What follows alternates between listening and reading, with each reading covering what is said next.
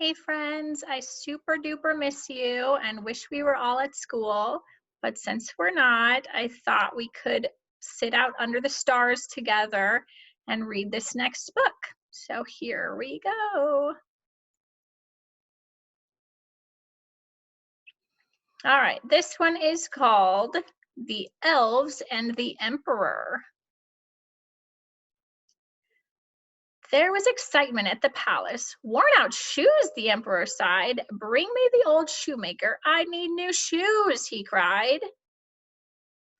I've heard you have little elves who make shoes by candlelight. Please ask them as a favor if they'll work for me tonight.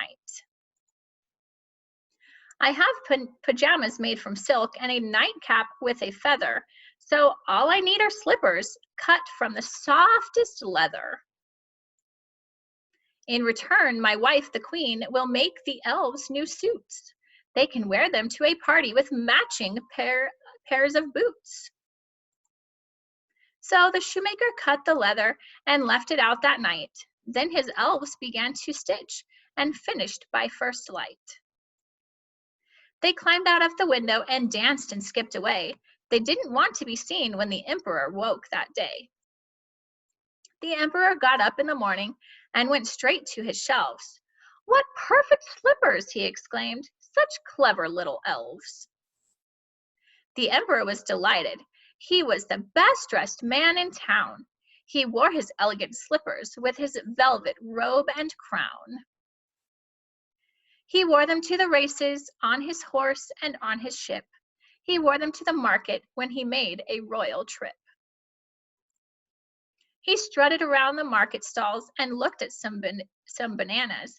Suddenly, a boy yelled out, "The emperor's in pajamas!" He looked down at his clothes and said, I do look rather silly. A man who is as grand as me should wear something far less frilly. What about a suit? He said. I've got one that will fit. And turning to the elves, he cried, I need shoes to go with it. That night the kings and queens arrived for a feast of meat and fruit, and the emperor made an entrance in his royal bathing suit. I don't think that's the kind of suit that he really needed. Well, that was silly. I'm sure a lot of you are in your bathing suits too, because y'all are crazy swimming in your freezing cold swimming pools, which I still have not gotten in mine. It is way too cold. But maybe by the end of this week, it'll be warm enough because it's supposed to get up to like 100 degrees.